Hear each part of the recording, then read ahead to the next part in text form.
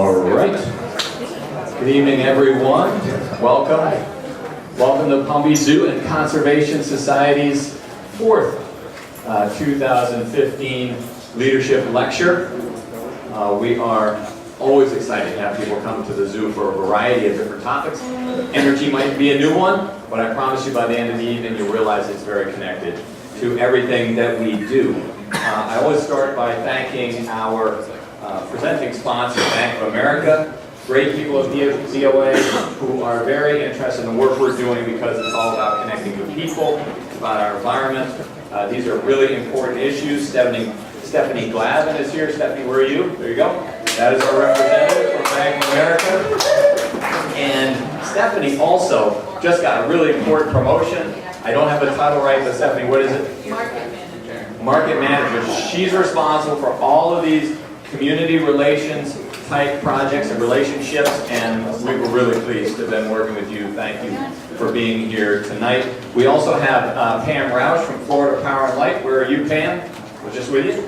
Pam's also been a board member, former chairman of our board, and she is executive vice president at Florida Power and Light. She's been instrumental in bringing solar panels and solar energy here to the zoo. We are very excited. The first project that we had with FPL, Pam was the key person to get solar power on the roof of our animal care complex in 2009. That was incredible. You know, 13% of the power of our LEED certified, gold level, LEED certified animal care complex, the first in North America. And Pam was the one who really got us solar power on that roof. Of course, the roof is flat, which means no one can see it. No one has any idea. So I asked Pam, please, we got to do something so we can get more solar in front of everybody. So Pam was the one who got us the solar panel that you can see in the middle of our fountain. So now we have hundreds of thousands of people every year seeing a solar panel at the zoo. Pam was also the key person who has gotten us to be a site, gotten the zoo to be a site for the community solar program that Pam is initiating. So we will have 100 kW solar array in our parking lot, which is 10 times the size of the one that you see in our fountain. Thank you, Pam, for doing that. So that's, the zoo consumes an amount of power that's equal about 100 average homes in Florida. If you think about how much power we use here, just moving water around, taking care of wildlife, doing all the things that we do, 100 homes. So far we're up to about 12 of those houses are going to be powered by solar energy with absolutely zero carbon emissions. That's a pretty great thing. We have FPL to thank for that. We also have Guillermo Perez Vargas is here. Where are you, Guillermo? Board member here at the zoo. Guillermo's been a volunteer for a long time. I report to Guillermo, so I better not say anything. Anyway, one of the things I get to do here before we introduce our speaker is I get to tell you, this is a serious topic we're going to talk about tonight, but it can't all be serious. Some has to be fun. So a lot of what we do at the zoo is just try to bring people here to get the conversation going about wildlife. And our marketing people say, Andrew, if you always lead with a message, guess what? No one will show up. So you need to start with stuff that's fun. So it's important for me to point out that just this Saturday we're going to have the teddy bear affair.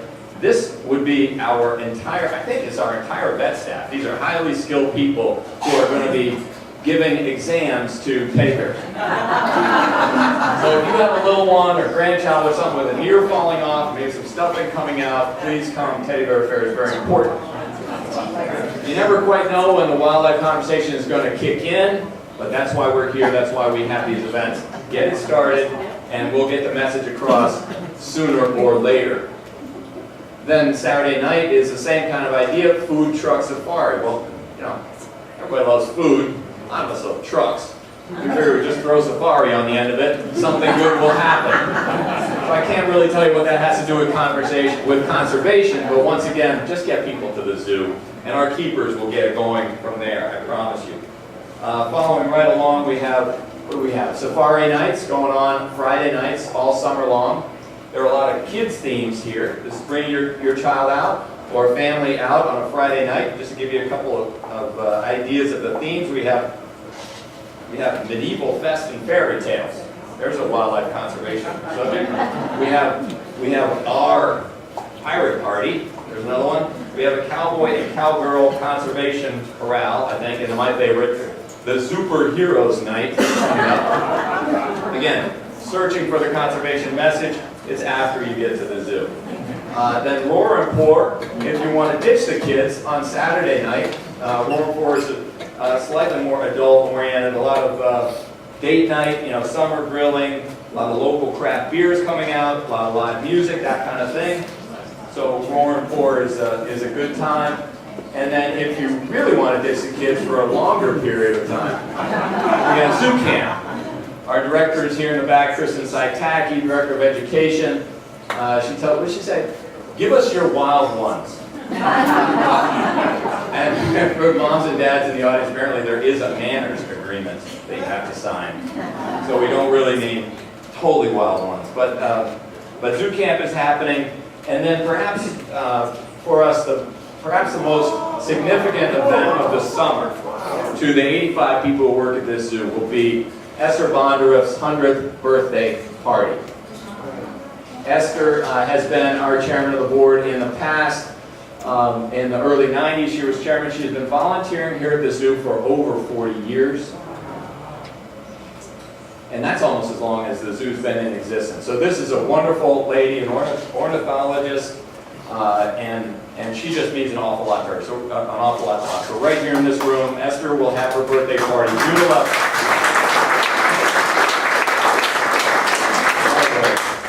So back to a slightly more serious topic of conservation.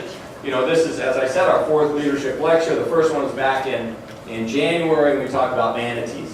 Manatees are interesting because they're wonderful creatures, very vulnerable, and they also want to try to exist right at the face of our intense human population existing within their habitat. So that was an interesting topic with Dr. Buddy Powell. In February, we talked about urban agriculture. Talked about growing food in an urban environment. Is there a way to grow food in the developed places that we have, as opposed to perhaps feeding a growing population by taking more wildlife habitat space? So that was a very interesting topic. And then in April, we talked about the Florida Wildlife Corridor. Again, raising awareness for open space conservation lands in this state. It's no coincidence that we talked about that when last November, Amendment 1 passed. Something like 75% of all voters in the state of Florida voted to dedicate more resources to going to the acquisition of conservation land and water. Which brings us, so that brings us to tonight's topic of not urban agriculture.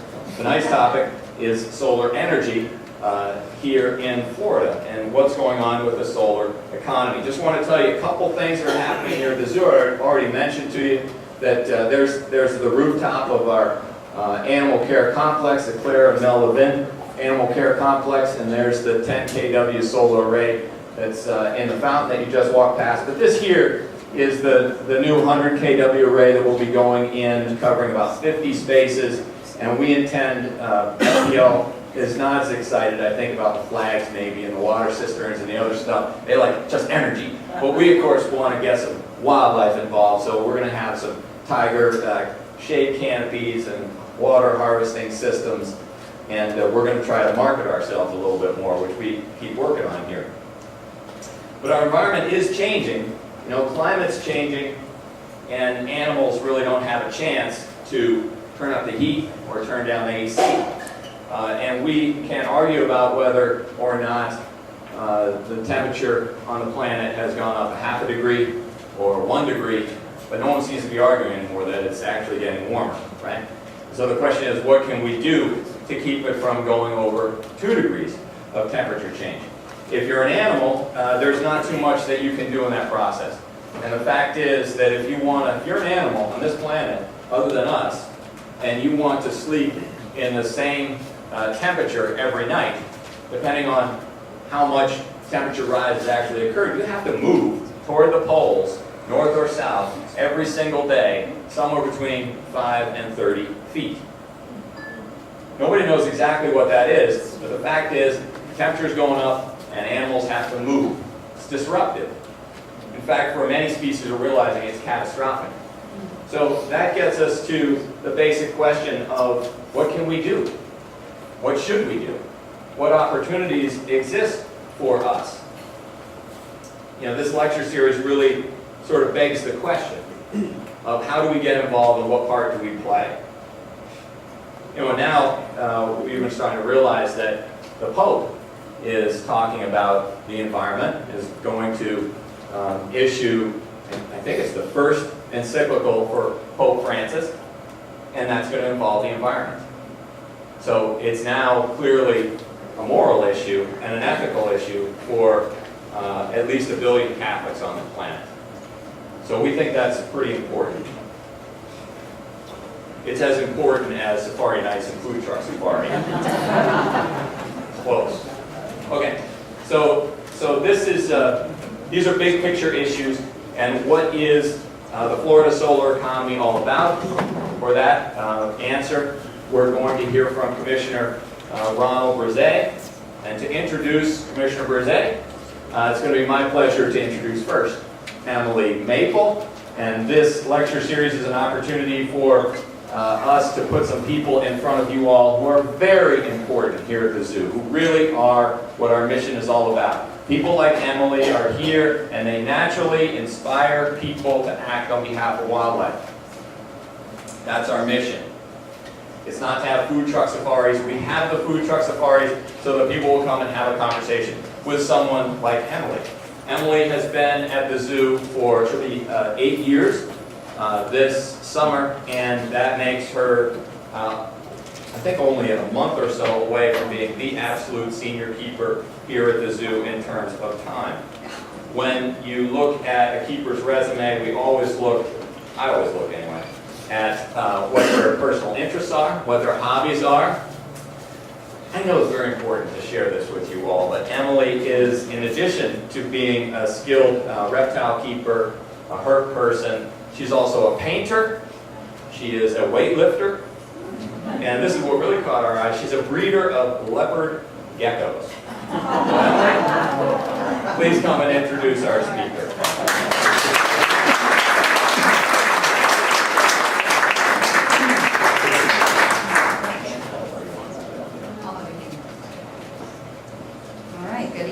Everyone, I'm really excited to be introducing our speaker tonight. Thank you so much for the introduction. I have the privilege of getting to introduce Commissioner Ronald Brise as our guest speaker. Commissioner Brise was appointed to his position by former Governor Charlie Crist in July 2010 and was reappointed by Governor Rick Scott for a term through January 2018. He served as Commission Chairman in 2012 to 2013 and is a member of the National Association of Regulatory Utility Commissioners. Before his appointment, he represented District 108 in the Florida House of Representatives for 4 years. During his tenure, Commissioner Brise was named the Democratic Whip and served as Vice Chairman of the Florida Conference of Black State Legislators. Gained membership on several committees which produced significant legislation that tackled many of Florida's most relevant issues, including energy, telecommunications, redistricting, and appropriations and Medicaid reform. Commissioner Brise also sponsored successful legislation expanding broadband deployment in Florida and to address digital divide, as well as legislation improving consumer protection for Floridian families. Upon graduation from college, Commissioner Brise taught science at his alma mater, Miami Union Academy. He eventually became responsible for the school's development and fundraising operations. In 2005, he became the Chief Operating Officer at VoIP Telecommunications Carrier. Commissioner Brise began his career in public service in North Miami as a member of the North Miami Planning Commission. His civic engagements include board member of the North Shore Hospital and past president of the Albert C. Pierre Community Center. He is a member of the NAACP Leadership Florida and serves on the board of directors of the Haitian American Chamber of Commerce of Florida. There you go. Please join me in welcoming Commissioner Brise.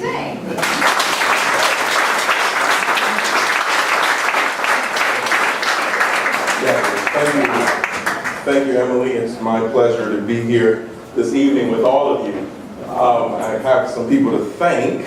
First of all, you don't survive in this business without excellent staff, and so they're not here with me today. But Pamela and Baldwin English make sure I am where I need to be, doing what I need to do all the time. So they are a fantastic group of individuals. I also want to thank Andrew for the invitation to be here this evening, and Kristen for ensuring that we worked everything out with my office. And where's Sanders? Thank you, Sanders, for making sure that I got here from the airport. We had a story behind that. We had a little bit of a concern because my flight, it was kind of tight. I was coming from New York, and we got stuck on the tarmac. And so it got a little interesting, and so they wanted to make sure that I got here tonight. So thank you for making that happen. So first of all, I commend the zoo for having these types of conversations. It's important that people gather together to think about issues, large issues, and how they impact the various aspects of our lives. And the zoo has a particular focus, right? They're interested in conservation, and conservation sort of on a small scale here with respect to the zoo and how the lives of those creatures that they are stewards of, and the broader picture, as well as what we are all stewards of, right? We are all stewards of this great planet that we inhabit. Yeah. And so we may steward it in different ways. We may have come at it from different philosophies, different approaches, and so forth. But it's important that we are able to gather together and have these conversations. So I want to commend the zoo for ensuring that these conversations happen, and Andrew for spearheading that. So let's give Andrew a round of applause.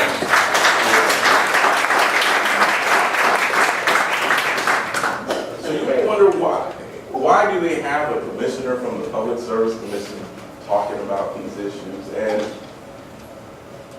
one of the things that, if you were to ask me, and if I were to poll you, how many of you know what the Public Service Commission does? Most of the time, most people will say, I have no idea what the Public Service Commission is. And more so, I don't even know what they do. Well, inevitably, when people ask me that question, I say I've memorized the entire history of the Public Service Commission. Right? The Public Service Commission has been around since 1887. We initially started to regulate railroads. That was the initial purpose of the commission. Then we added, what else did we add after that? We added airplanes. Then we added cars. Then we took away cars. We took away railroads. We took away airplanes. But even with each one of those, our role is to be economic regulators. So we are not environmental regulators. We are economic regulators. And that boils down to a central question, which is, does it make financial sense? Does it adhere to our responsibility as regulators per the statutes that govern the section that we are dealing with? So what are the 4 sections that we deal with in the state of Florida as regulators? Electricity, gas, water, telecom, not so much, right? In telecom, we only do arbitration primarily when companies have issues with one another, particularly as it relates to interconnection. And so they come to us and we help resolve their disputes. Now, so I've lived here in Florida for basically all my life. As you've heard, that I'm part of the Haitian American Chamber of Commerce, so that probably lends you to understand that I have a Haitian background. I was actually born in Haiti. So I grew up in Florida, and I enjoy every aspect of Florida. And so it is my interest to see that in my decisions and in my thought, I balance all of the beauty of Florida as well as what my responsibility to make sure that Florida is also financially viable from a regulator's perspective. And sometimes that's difficult to do. I must tell you that that's difficult to do at times. But then the other thing that I took an oath to do, to ensure that each one of you receive safe, reliable energy, right, at rates that are reasonable, right? And that always, the reasonable part is where sometimes we have disagreements on, right? What you might consider reasonable may not be what I consider reasonable. But when we consider what goes into making sure that all of that happens, then I would say that most of the time you would probably end up agreeing with me in terms of what is considered reasonable. You might disagree by 20 cents, or 20 cents above, or 20 cents below, or so forth. But that's where we are in terms of that. Now, what are the inputs? And so here I'm talking about coal. And there's always a huge conversation around coal. And here is the way coal is moving within our state, right? So these are the way we are moving in this direction with respect to coal is a reflection of a couple of things. One is obviously the fact that there are certain new realities within the economy, but also there are actions by the federal government, and there are actions within our state that have driven some of this. So as a state, we have significantly decreased our reliance on coal, which has historically been a more significant emitter of carbon into the air than basically any other means of generation. In 1990, as you see, we had 29.5 of our energy capacity derived from coal. As of 2013, it's only 16.7%. And that's a good thing, right? That's a good thing. And so so I'll just throw this in. When we are compared to other states with respect to our rate, the states that our rate is slightly below ours have a much higher reliance on coal. Okay? And so that's a factor that we always keep in the back of our minds as we think about these things. So what have we relied on? What have we transferred to? We use a lot of natural gas. Okay? We also have made some investments in nuclear. And so therefore that has created some balance between affordability and addressed some of the environmental issues, right? Some will disagree, but it has addressed some of the environmental issues. Now, is there more that we can do? Absolutely. And the beauty about this process is that we have that opportunity to do that. And hopefully, as time progresses, we will continue to work together and think about that. Now, what is our existing renewable mix?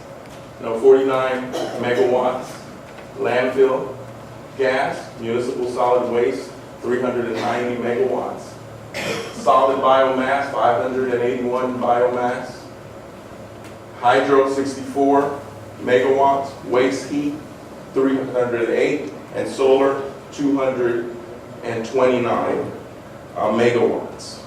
Now, over the next 10 years, we expect that we'll have over 800 megawatts of new development in solar, which is a definite move in the positive direction, right? In terms of that space. But I'm going to throw something out there for us to think about. what type of solar are we talking about? Are we talking about demand side? Are we talking about supply side? And those are policy questions that we as a state need to grapple, right? Now, whenever we talk about solar, we also need to talk about what is everyone's need with respect to the base generation, right? We have to have a certain level of base generation that if for some reason we're not gaining the level of solar that we are expecting, we have to be able to fall back on the base generation. And how we mitigate for that and manage that, those are real policy questions that those who are in the business of making policy need to think about. So one of the things that when we think about this space is the concept of net metering, right? Which is pretty simple. So in 2008, the Florida legislature amended the already existing renewable energy development rules to facilitate customer-owned renewable generation. This rule basically requires investor-owned utilities to offer standard interconnection agreements with an expedited interconnection process and net metering for all types of renewable energy up to 2 megawatts in capacity. Our net metering customers deliver the excess energy to the grid, all right? So picture this in your mind. They deliver the excess energy to the grid and receive credit in kilowatt hours with each kilowatt hour delivered, or for each kilowatt hour that is delivered to the grid. The credits are then applied to the customer's energy consumption for the next month's billing cycle. Okay, so that makes sense. So basically, you're using your arrays, right? Your panels, you're generating a certain amount of energy. You're basically moving that out, and based upon that, you get credit for what you have sent out up to a capacity of 2 megawatts. These credits have the equivalent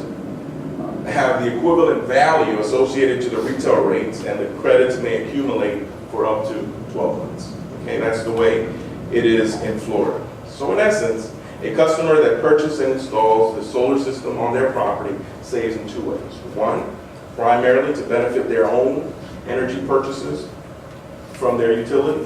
And in the second way, the customers additionally benefit from allowing excess renewable energy to be produced to be credited to their monthly bills. And the greater societal benefit is that if you have enough of these, then you reduce the need for another plant to be built. Okay? Now, in 2008, there were 577 net metering facilities in Florida.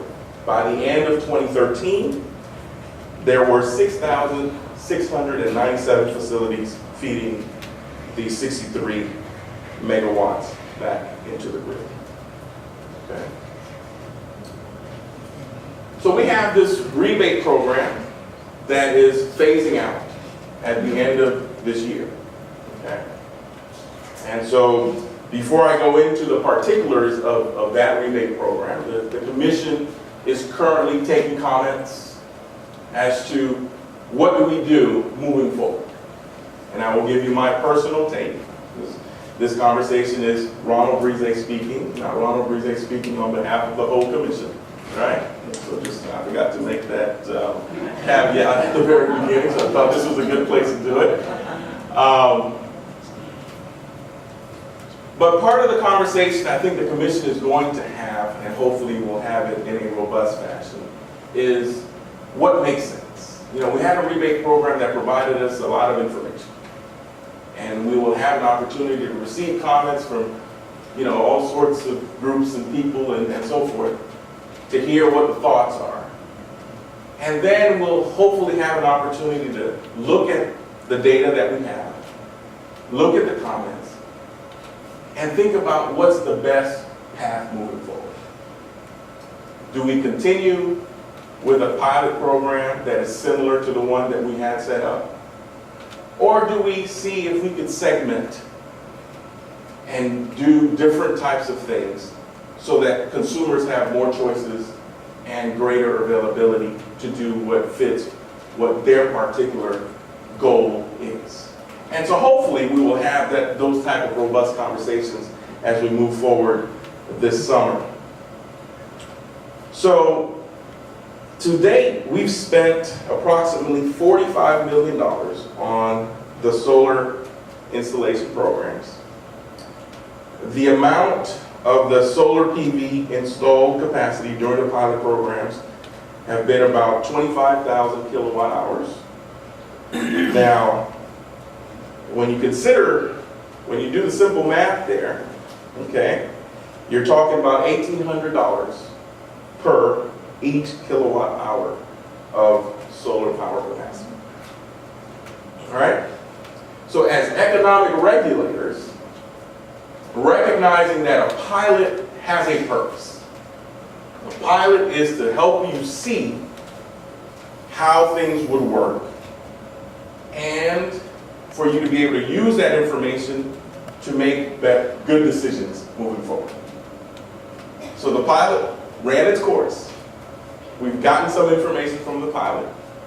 So now it's time for us to really think about how we could be more efficient in this space. Because I would argue that $1,800 per kilowatt hour is pretty expensive, right? So it's something that we ought to think about.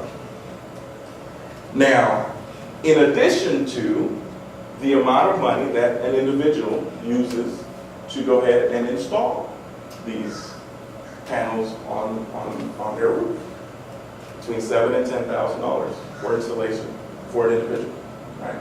So it requires for us to really think about what we want to do. So despite the tremendous growth that we have seen over the past 6 years, we believe that there are potential efficiencies within this space that we can further develop. So we are working through a process this summer, and hopefully we'll be able to look at both the demand side and the supply side and any other programs that could be useful to the PSU so that we can help guide this process. So we are truly casting a wide net to see what makes sense.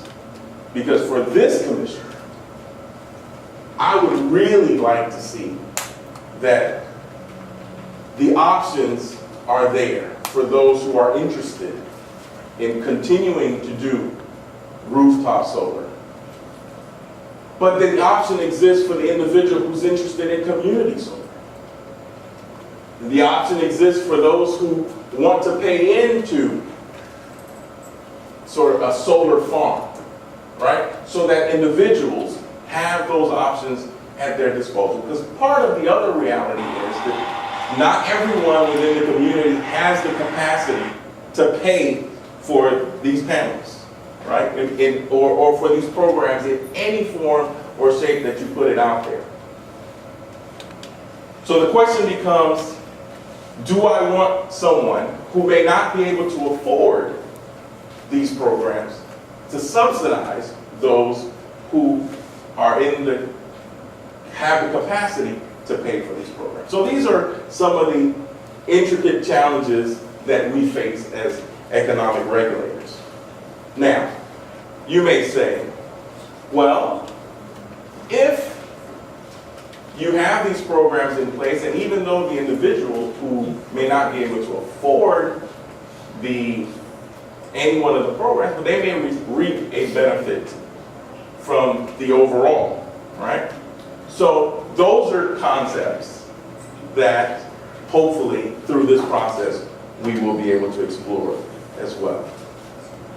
But ultimately, the goal is simple: to ensure that we advance renewables in a way that is effective, efficient, safe, reliable, at reasonable rates.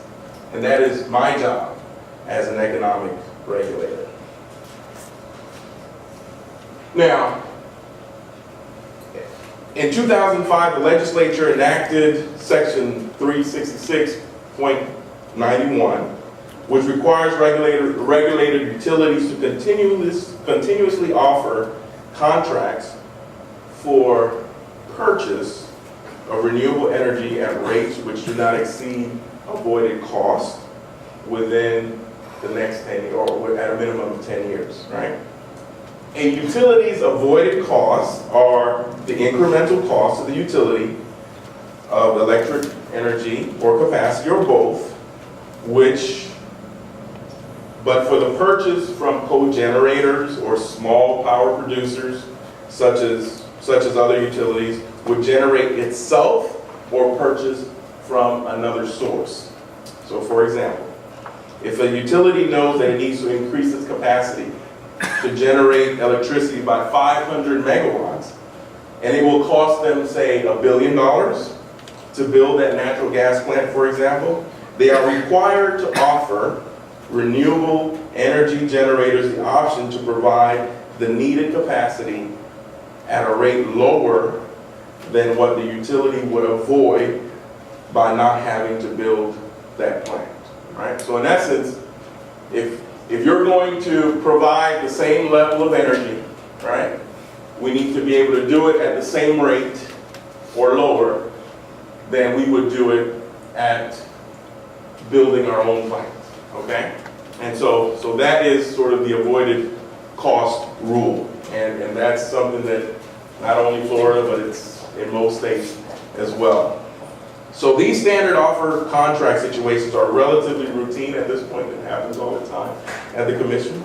The power is generally provided by natural gas generators, but as solar prices continue to fall, I believe that at some point in the future, there will be solar players in that space as well. Now, Florida's solar economy, and these are some of the challenges that are associated with it, right? There are several challenges to solar development that we are currently facing, not only here in Florida, but nationwide. One is infrastructure costs, right? Perhaps the leading issue since the onset of solar energy as a viable resource is cost. That's one that's been the biggest issue from the onset. Historically, solar technology has been quite expensive. However, in recent years, the gap has been closing. Since the second quarter of 2010, the average price of a PV panel has increased by 64%. So that is definitely good, right? But under this cost model or analysis are several other issues. We already talked about the avoided cost, but we also operate under a regulatory framework that is put forth by our legislature.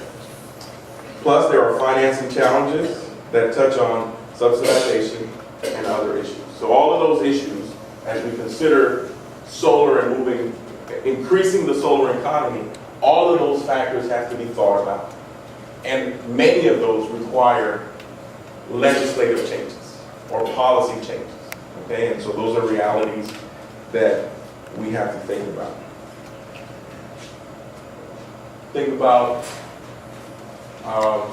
Talk about Hawaii for a minute.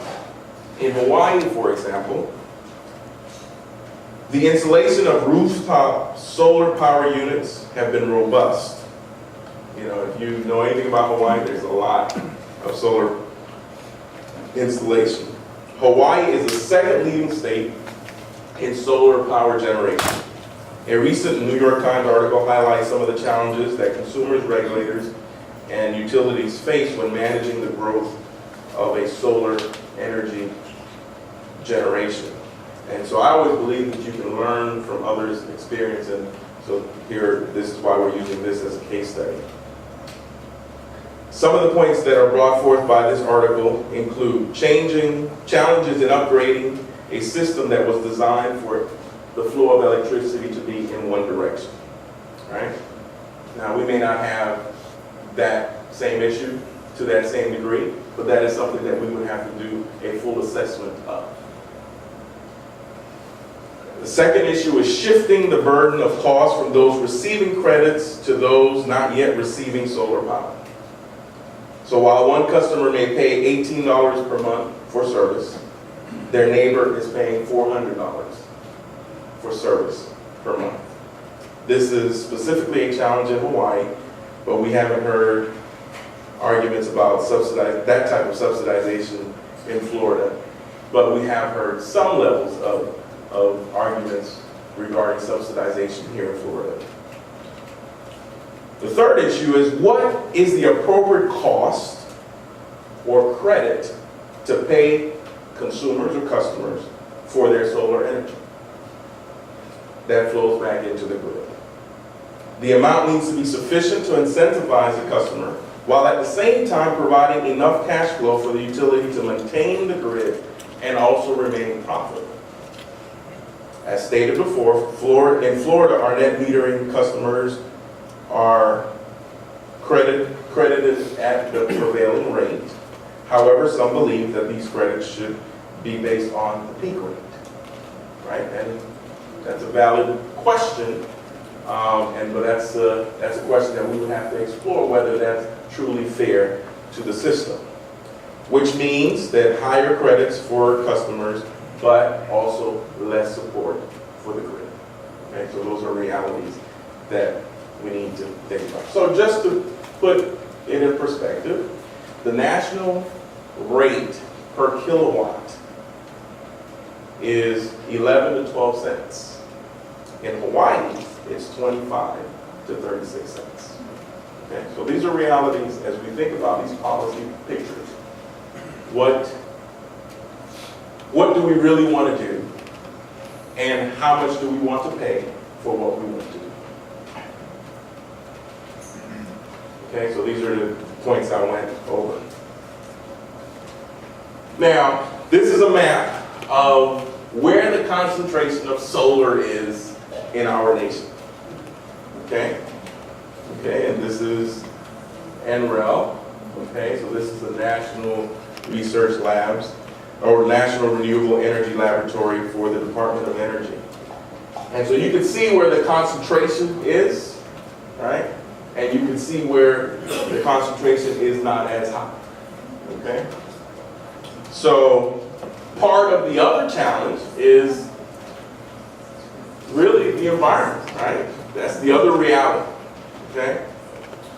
So further challenges that have to be addressed, or at least acknowledged, are related to the limitation on the availability of the sun as an energy source.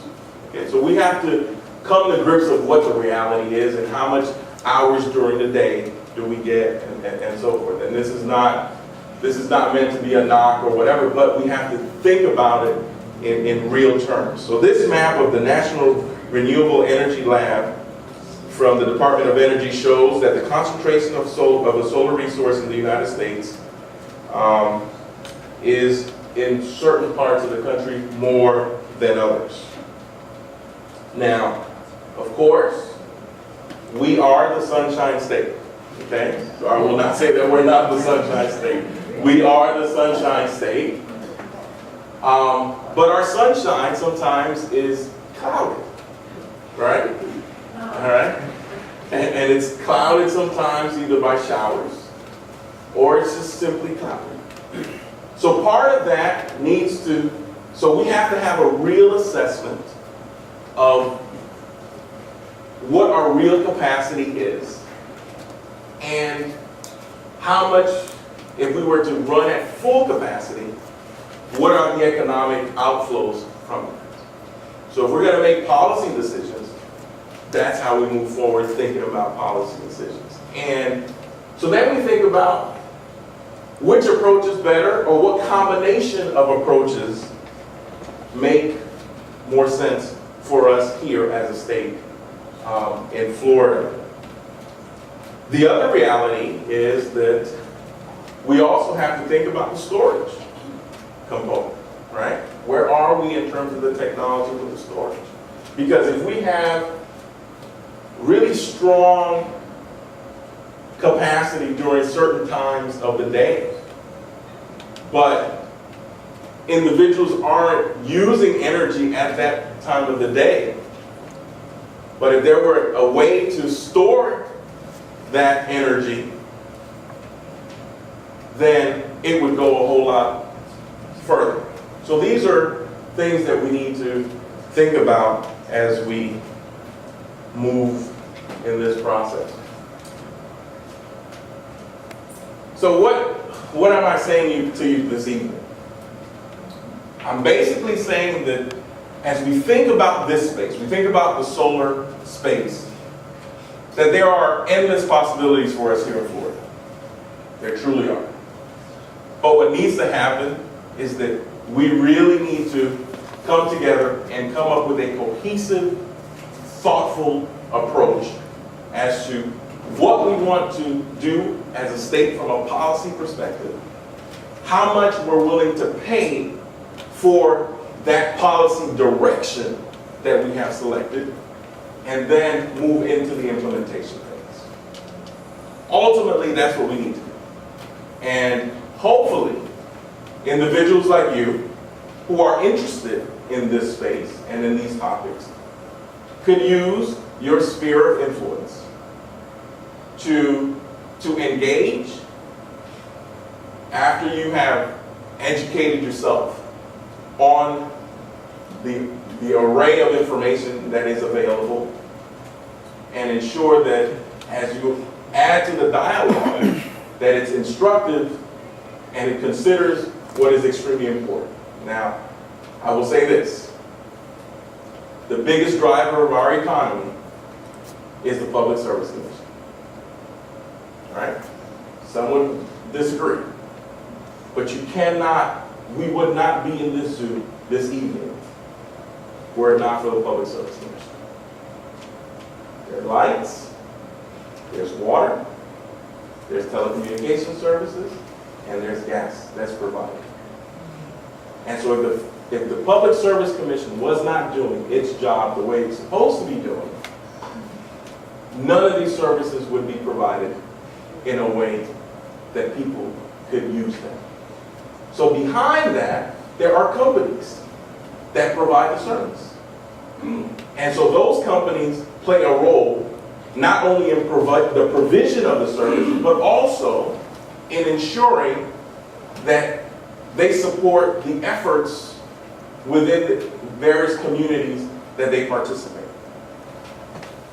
There are other entities that play within the space that to a large degree act as the conscience of the commission, who they come with different approaches so that the commission can think about different approaches, novel approaches, as we ensure that when a company is thinking about relocating to Palm Beach, that your community development team from Palm Beach goes out and does the recruiting.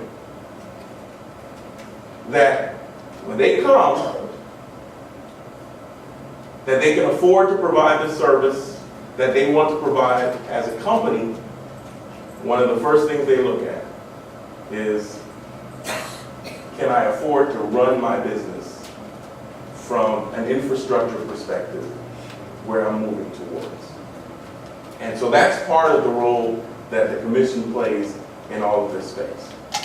So we play a balancing act all the time, and ensuring that these goals are met on the daily basis. So with that, I will open it up for questions. Yes, sir. It seems to me that we live in a very tight-knit little community where we live, and it seems to me that the whole architecture needs to flip-flop. Today, the architecture is head-in, top-down, big companies, and then pump power to the little house. Right? It seems to me in the future that you're going to cover my garage, and you're going to cover my sidewalks and all that with solar panels, and my roof with solar panels. And rather than incur the line loss of losing power by transmitting it to LPNL and then having it transmitted back, that I'd like to consume my own power. And then, if I have overage, I'd like this to pipe it to the guy next door, okay? Or to the guy next door on the other side. So that our little tight little community is networked. And then if there's still excess, then it's uploaded to LPNL. So you flip-flop an architecture from head-end, top-down to tighten it or distributed processing, where it's local and then fed up, not down. And until that happens, I don't think solar power is going to work. And I want you to keep in mind the idea of line loss. Every time you move power around, you lose power, you give it away, right? That's crazy. Okay? And then the other piece is solar power panels are coming down what's called the manufacturing experience curve. So their costs go down. Every time accumulated experience doubles, cost declines 20 to 30%. In addition to that, there's a conversion ratio, it's about 17% today. It's improving dramatically. Okay, and as the conversion ratio improves, the cost per kilowatt hour is going to drop dramatically. So you need to capture that in your modeling in the future as well. And if you could accommodate this network of neighborhoods that pass energy up to FP&L, okay? And of course, when we go down and we'd like to buy energy from FP&L, if you can accommodate that infrastructure of the local neighborhood, then you would begin to facilitate this reverse in philosophy from head-end, top-down to neighborhood network, feed it up. Okay, that's one. All right, appreciate that. Excuse me, could you please repeat some of that?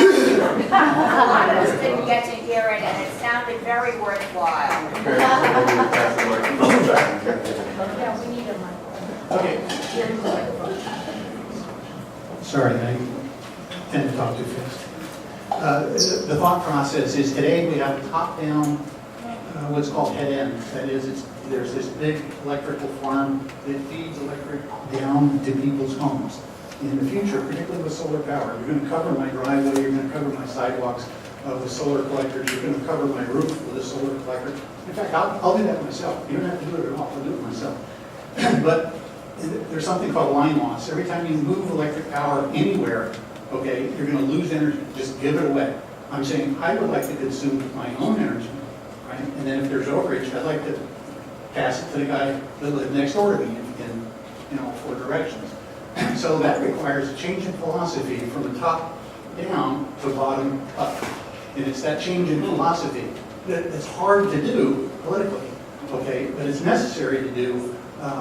And suppose tomorrow all residential power was 90% generated by local residential power, was generated locally and consumed locally, and then FP&L could massively service business expansion, for example. Okay? So there's an opportunity, a huge opportunity. The hard part is not putting up the solar panels. The hard part is networking the neighborhood, right? And there's a couple of factors in play. There's this line loss where you're giving power away every time you move it around. That's one. The second thing is solar power is the panels that you put on your house is coming down what's called the manufacturing experience curve. And that every time accumulated experience doubles, cost decline 20 to 30%. It's true in paper clips. It was true in Motorola when I produced cell phones here 15 years ago, and pagers when I produced 15 years ago. And it's true in solar panels as well. The problem is today the accumulated experience has been done in China, right? And they're getting the experience rather than American companies getting the experience, which I'm very upset about. Okay? And so you've got this manufacturing experience curve, and the other thing that's happening, solar power panels, they convert at perhaps, if I get the numbers wrong, the FPL folks can jump all over me. But my last recollection was about 17%. That's going to be improving dramatically. There are people in Silicon Valley working on nanotechnology solar cells that will take that by a factor of 100. So the cost per kilowatt hour is going to come down dramatically. And we need to capture that in our modeling for the future and begin to network first the home, your individual home, $10,000. I think the other piece of that is you could build it into all new mortgages, or we're going to require, a $10,000 adder that's distributed over the 30-year life of the mortgage. And then you've got the basis of your home power plant, and then the piece that I'm seeing is missing is the networking of that to the local neighborhood. Thank you. And so there are clearly a lot of policy implications there, right? So there's a lot of policy changes that we would have to go through in order to get to that type of setup. Now, there is conversation nationally about distributed generation and how that's going to work and so forth. So these are very valid approaches. part of the challenge is how do we make that approach work for everybody across the board, right? And so those are part of the realities when your legislature were to think about moving towards a process like that, right, or an approach like that. Your legislature would have to really think about how that would work, how you would transfer some of the assets that currently exist, and all these type of things that would play into that. And your legislature would have to grapple with that reality of making that tectonic shift. Yes, sir. Hi, my name is Mark Amber. Actually, there's another issue with that, is you would be structured as a utility company legally, and FPNL has a monopoly on that. I have a question for you. Are you familiar with carbon offsets? A little bit. Okay, so the other question I had is, rather than reward going green, wouldn't it be more efficient to find people that are exceeding their carbon footprint, limit? That's just my question. It's rhetorical, just to think about. And I know Elon Musk actually withdrew from a board recently because he didn't like that they were rewarding going green. He said people should just be going green, and we should be finding those who aren't, and we're creating more. Anyway, I'm the founder of the Florida Free Energy Project. We're actually creating a 501c3 nonprofit currently, and what we'll be doing is we'll actually be letting them purchase our lower carbon footprint through tax-deductible donations. So what we're going to be starting with is we're going to start in the lower income neighborhoods, and we're going to start installing solar panels at no cost to consumers. And we're going to be raising money soon. We're going to start a huge Indiegogo campaign, Kickstarter, and hopefully we'll take it from Florida to Georgia, Texas, and everywhere else too. But it's actually companies actually spend about $705 million a year to reduce their carbon footprint, carbon footprint offsets.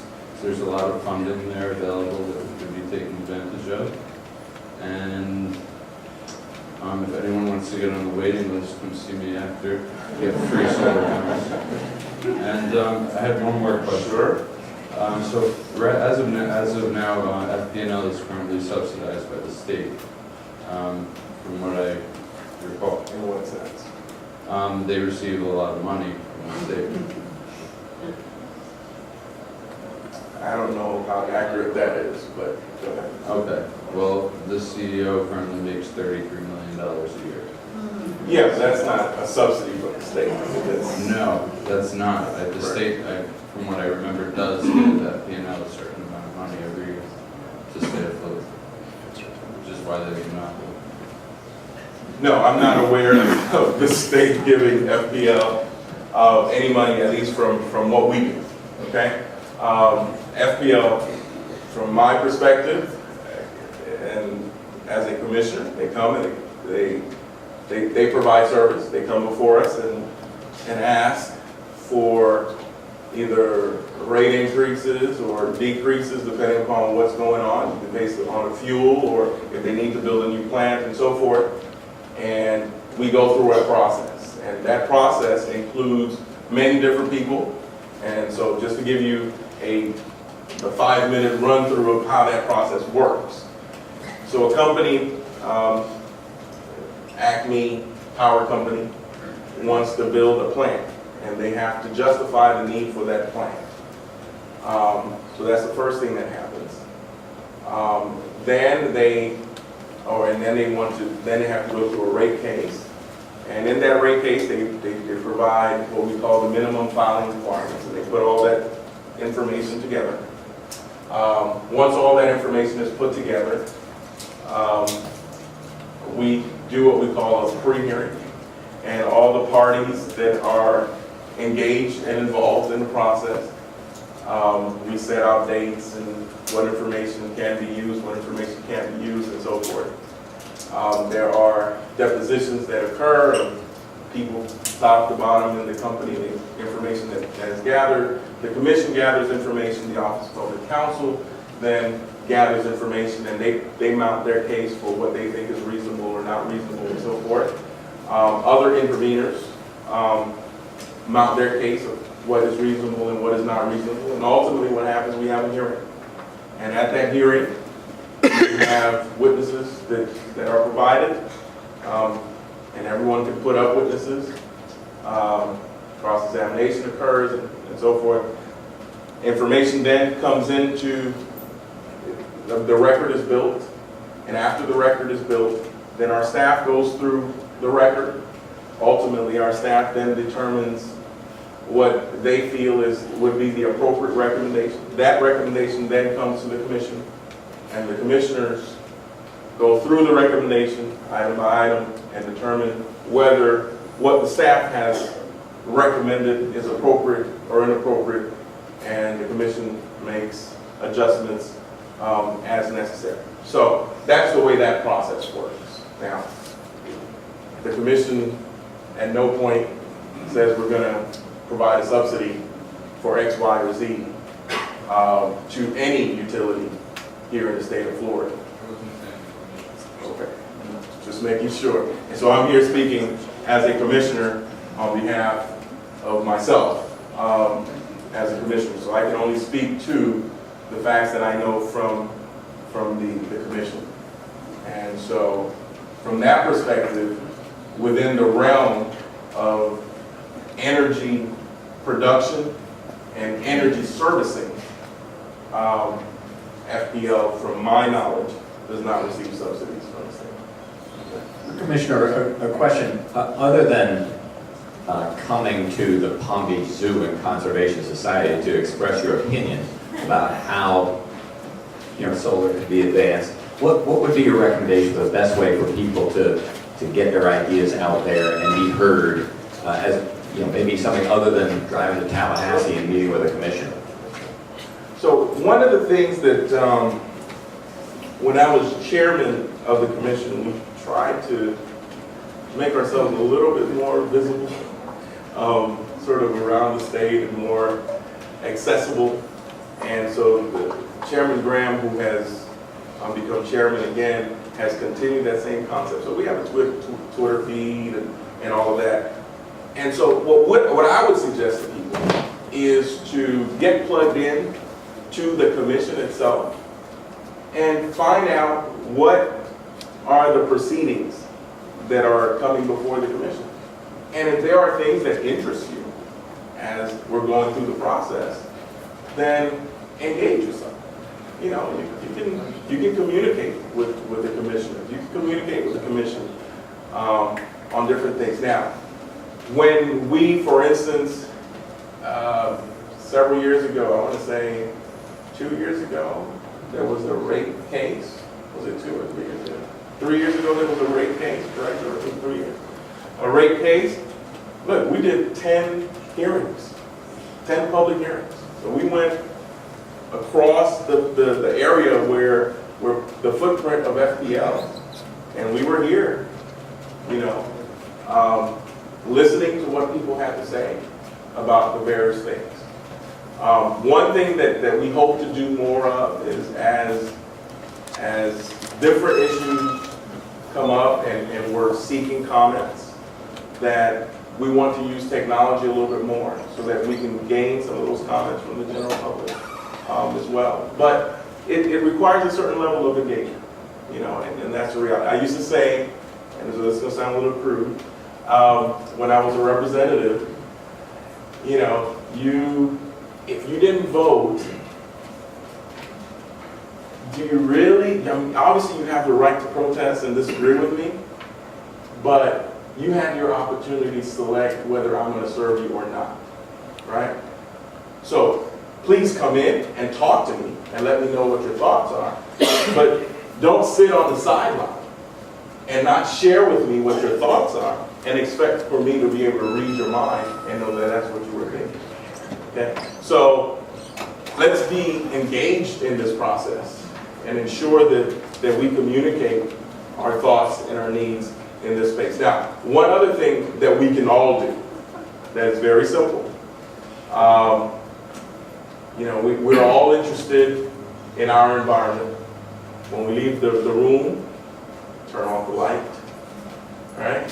When we finish brushing our teeth, or don't let the water run while we're brushing our teeth. Those are, simple things that we all can do, which will reduce our footprint overall in this space.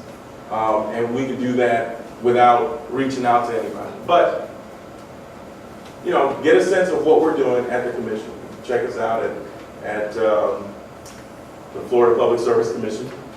All right, you just type Florida Public Service Commission on Google, and then you can see where we are, and it has the calendar of everything that we'll be doing for the next year and a half. And unless things come up that are outside of what we normally do, you will have an opportunity to be able to time where your interest is and how you can engage with us at the commission. So I'll hand it over. Last question?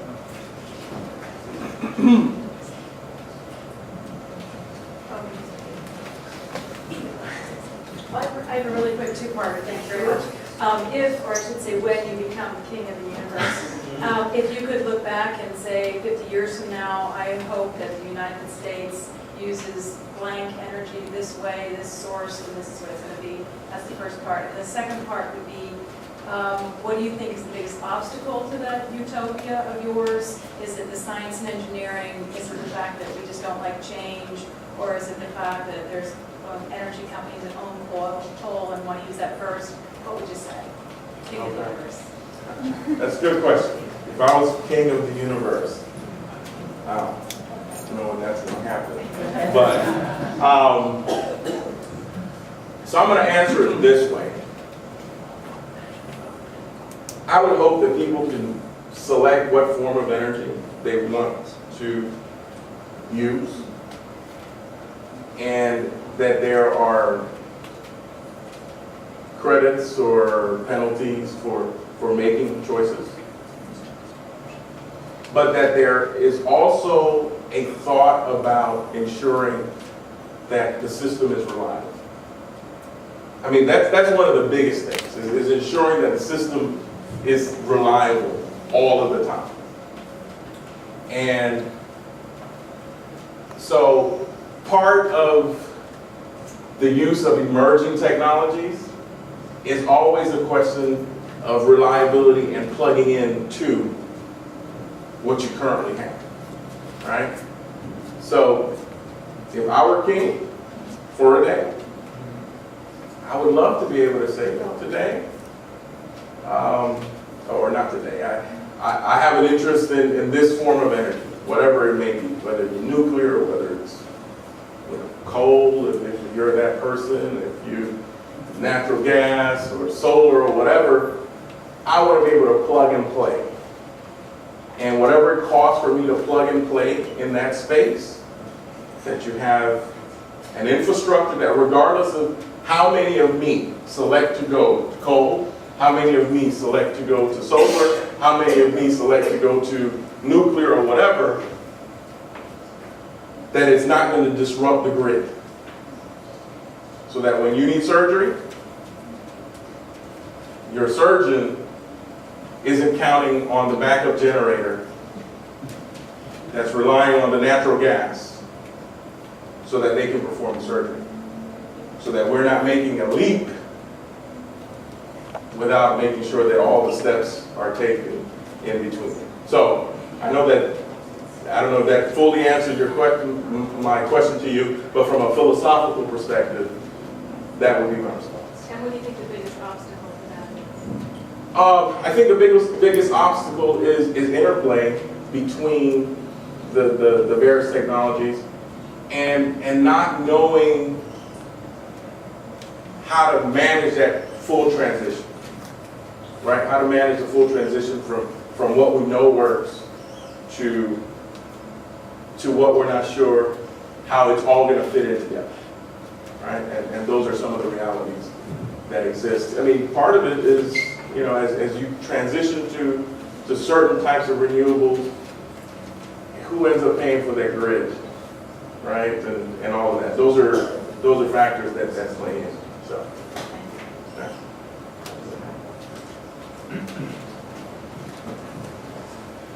I think the commissioner's going to stick around for a little while, maybe answer a few more questions.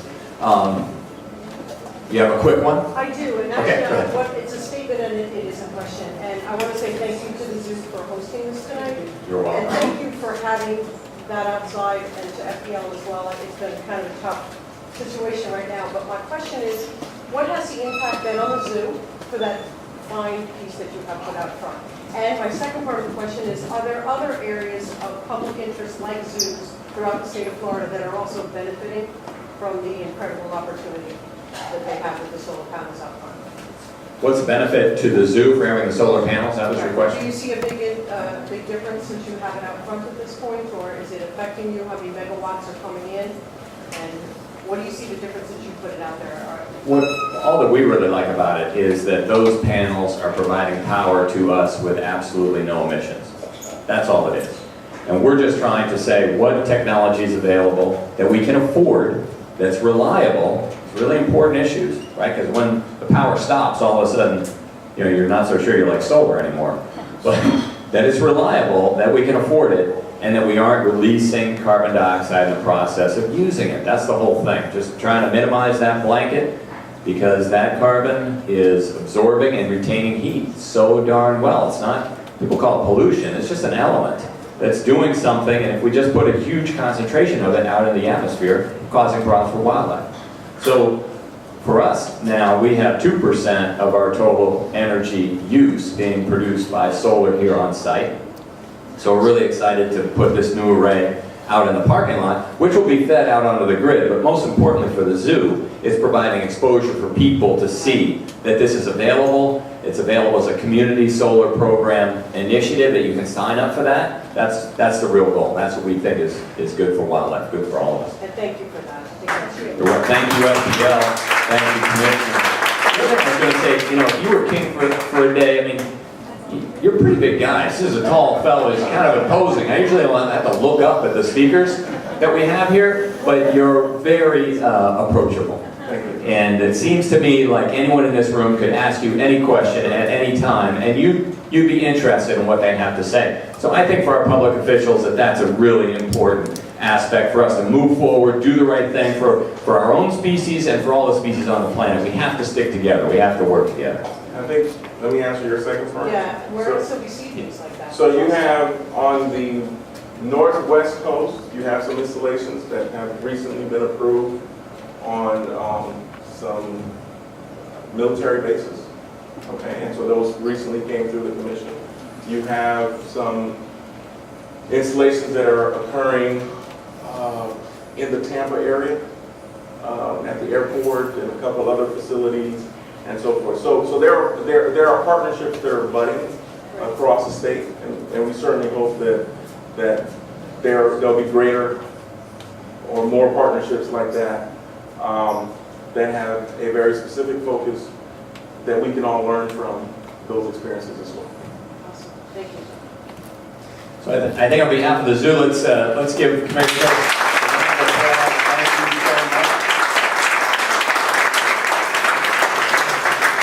I think the bar is going to be open for